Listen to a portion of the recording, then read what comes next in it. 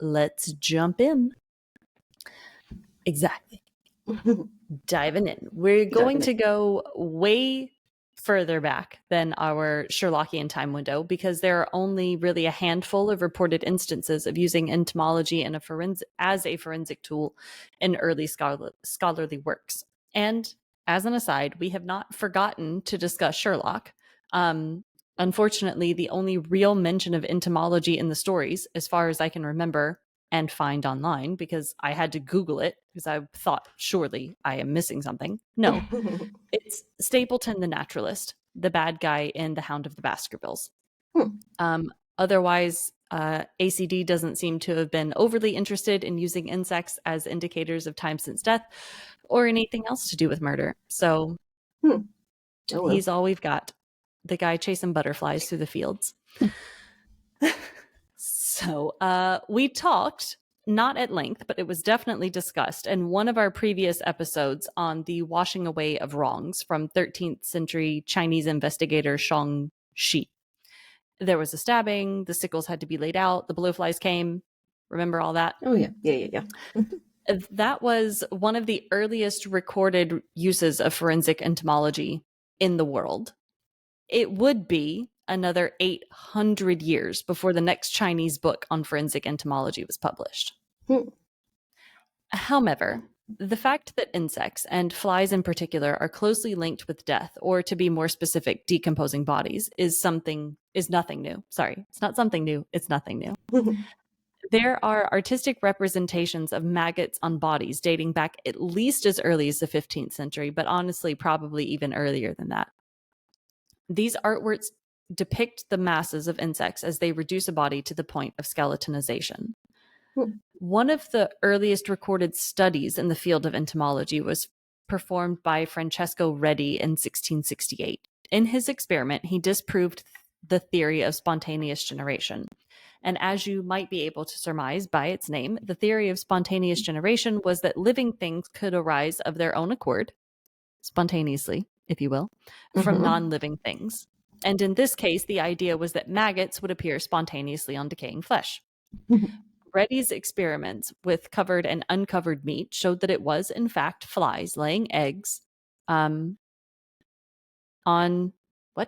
Flies laying eggs on the meat. Sorry, I again wrote too many words here. Flies laying eggs on the meat that were causing the maggots. A century later, our friend Carl Linnaeus, and I'm sure you guys remember him too from our Strychnine episode, he's the taxonomist, the Swedish namer of things, who made an observation that 3 flies could destroy a horse as fast as a lion. I think he was being pedantic, but I still like the image. Moving forward into the 18th and 19th centuries, mass exhumations in France and Germany allowed medico-legal doctors to observe that buried bodies are also colonized by multitudes of arthropods. In 1831, famous French medical doctors Orfila, who again we have discussed time and again, and Le Sueur observed a large number of exhumations, resulting in their publishing a book titled Treatise on Legal Exhumations and Considerations on the Physical Changes that Corpses Undergo as they Rot in the Ground, in Water, in Cesspools, and in Manure. Easy for you to say. Very wordy title. For heaven's sakes, can we not condense that? Here, they made observations on the effects of maggots on corpse decomposition. None of this, however, was put into forensic use until 1855, when the first case in which a post-mortem interval was given using insect evidence, which was also in France. This post-mortem interval was offered by a doctor named Bergeret. That's my best French. In a case dealing with blowfly pupae and larval moths. His original report was given to the court on March 28, 1850. But to briefly summarize, Bergeret was brought to an apartment to examine the corpse of a child that was found somewhere in the apartment. Nobody was very specific on that. In order to answer the question as to the interval between the child's birth and death, Bergeret turns to the insect evidence found with the child. His calculations were a little bit off. Actually, they were a lot a bit off.